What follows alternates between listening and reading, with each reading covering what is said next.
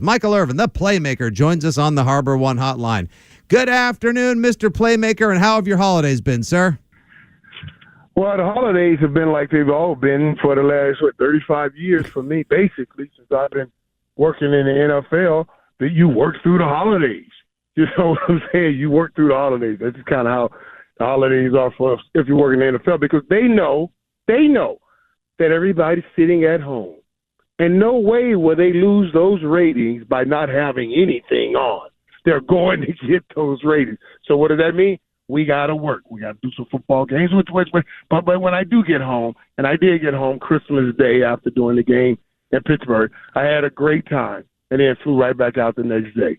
So yeah, the holidays are going well. Awesome. Great to hear. You don't have to explain to two guys filling in on the radio what it's like to work through the holiday season. So if you're right here hearing me, you're right here with me. That's right. That's right. We can commiserate. Speaking of commiserating, Patriot Nation spending a lot of time commiserating right now after two really ugly losses over the last couple weeks, right down to the finish. Is it hard for you to accept as an onlooker of a Bill Belichick team that this is now a team that situationally seems to always find a way to lose the football game, and it's just such a different narrative for this team? So hard to even say when you say it now, and I have to bring in some perspective here, because you guys sometimes, that's why they take detectives that are too close to the case and they take them off the case. You might be too close to the case. So let me bring some perspectives for you. Just to, how you said, those are two, they're poorly played games in the end. Poorly played games in the end. I heard it called lateral damage, collateral damage. Y'all know all the names that they put on that one. Yep. And then last week again with the fumble. But now, on the other end, I'm serious. On the other end, all out seriousness, is this NFL not wild? I think Cincinnati is one of the best teams in the whole AFC. And you guys, and you were second-year quarterback. I mean, you were right there, and you had that game won.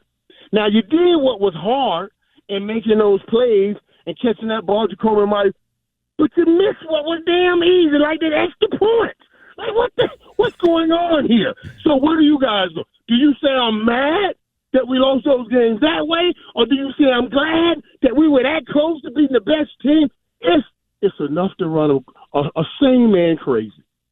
Yes, and I got to tell you, Michael, we feel like we have just been banging our head against four different walls in the room all season, because one week it's the offense, one week it's the defense, one week it's Matt Patricia's play calling, and Lord knows why somebody who only coached defense his whole career was put in to coach offense this season, and that's been another whole can of worms. But I wanted to know, like, when I watched last Sunday's game, knowing we'd have a chance to speak to you this week, I wanted to know, were you frustrated by, I'm sure you're excited for him, but were you frustrated by the lack of use of Kendrick Bourne this season and watching him break out in a game where the Patriots were desperate for a playmaker, 6 catches, 100 yards, a 30-yard end run as well? Like, were you frustrated? Do you feel badly for him getting so underused this season?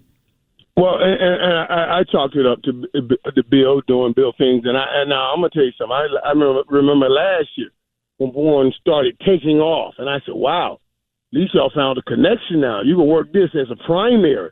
And then all of a sudden he kind of disappeared, And yes, I think he has. I think this kid has talent, and he made some plays. And I love watching that battle with him making a play, and then T. Higgins, because I thought T. Higgins showed up big in that game too. When I was watching that game, T. Higgins made some plays because I knew Jamar Chase, they were going to take him out. So I was like, wow. But you're looking for that offense, and you got a guy like Kendrick Bourne right there, like Bourne right there. I don't see why that can't be a consistent primary and a consistent situation for the Patriots. Michael, I know you see the same things we all see. Mac Jones goes low on Eli Apple. Then people start bringing up what he did to Brian Burns last year. Slides. Dirty. Is he dirty? You knew where it was going. Is he dirty? Is he a dirty player? It's so funny, man. I was watching some basketball the other day, and Grayson Allen. Y'all know Grayson Allen, right? Yep. Oh, we do. is kind of right on that edge. Right on that edge. He's not the most physically gifted, but he plays right on that edge. I think Mac Jones is just a fighter. He's not the most physically gifted, and he kind of plays right on that edge. Also, that's the only chance he has. So yeah. I hate to call a quarterback a dirty player. I mean, really, can you even call a quarterback a dirty player? I mean, you see that one time in a billion years. You won't see it again because they're running from plays. They're running from hits, and everybody's protecting them from hits. So how can we even – it doesn't fit. It just doesn't fit to say, oh, he's a dirty player. He's just dropping back 3, 5, and 7 and throwing the ball. You won't see another thing like that again for the next 10 years. Michael Irvin, the playmaker, joins us here in the midday program on the Harbor One Hotline with Fitzy and Hart at WEEI. Michael, so there's been a lot of discussion and debate this week on the radio station in Patriot Nation about whether or not if the Patriots win out the rest of the way and make the playoffs, if that's a good thing or a bad thing for the team. So I just want to hear from an elite playmaker and a very competitive man, 3-time Super Bowl champion. As a player, how do you take hearing that whole well, your fans don't want you to make the playoffs because they want you to get a better draft pick and just rinse off the season and move on to the next year? It's the ultimate slap. It really is now. It's the ultimate slap because you don't know what's going to happen when we get in the game, in the dance. You don't know what's going to happen. So you're saying none of you guys are good enough. You guys just aren't good. Even though we think we can get in here and do something. He said, no, don't even try to get in and do anything. Just lose so we can get better players. It's literally the ultimate slap that you can give to a player. But teams do it all the time. And I understand when you're turning the corner at 1-10.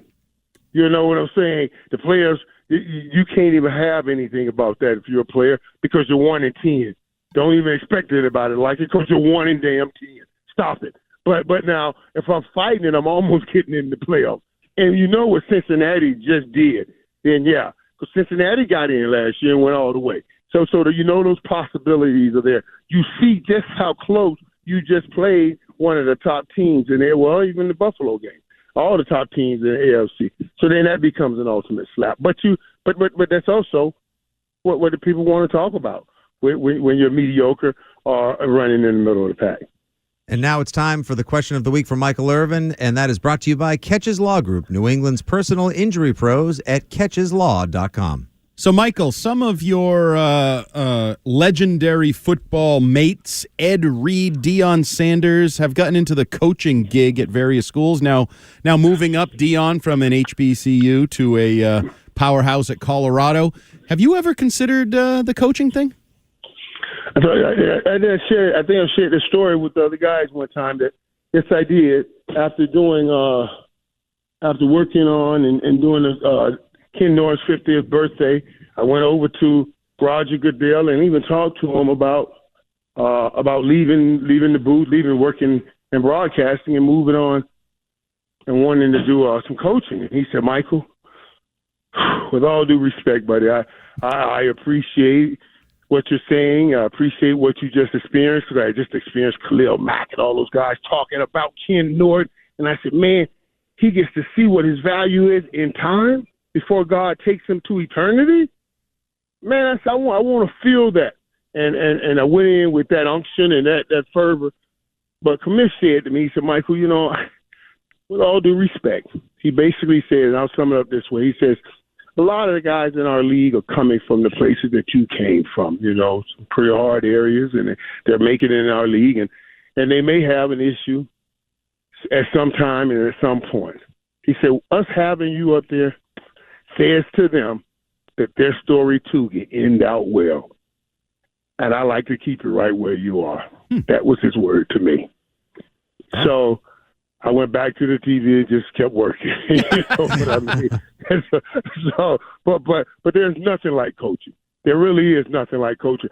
I did a speaking engagement at the coaches clinic in Kansas City, and I do believe this. I titled it one of the most important jobs in our country because you never see anybody that does anything great in our country ultimately stand up and say, I like to think my politician, or I like to think they only think the coach or a teacher because they get them at such an important time of life, man. They get kids at such an important time. So I called it the gathering, the guarding, and the guiding of our youth. You got to gather them before the games, get them, put them in sports. You got to guard them from all those outside forces, and then you got to guide them and pull the king out of each kid as you push them towards whatever goals they have in mind. That's what I think of coaching. The gathering, the guarding, and the guiding. Those are words to end a year of great interviews and conversation on, if ever there have been some, Mr. Irvin. The playmaker, Michael Irvin, joins the Midday Show each and every Thursday at 1:30, brought to you by Zudi and Catch's Law Group. Michael, I hope you have a very happy and healthy rest of this year. We'll talk to the new year. Enjoy yourself. Take care, and thanks for the time as always. Isn't that incredible? The next time we'll talk will be 2023, man. I remember just a short time ago, we were talking about we're going to lose every dime we have when we turn to 2000. And now we're finna turn to 2023. Is that crazy, man? Happy New Year. Happy holidays to everybody. Thanks, to you Michael. as well, Michael.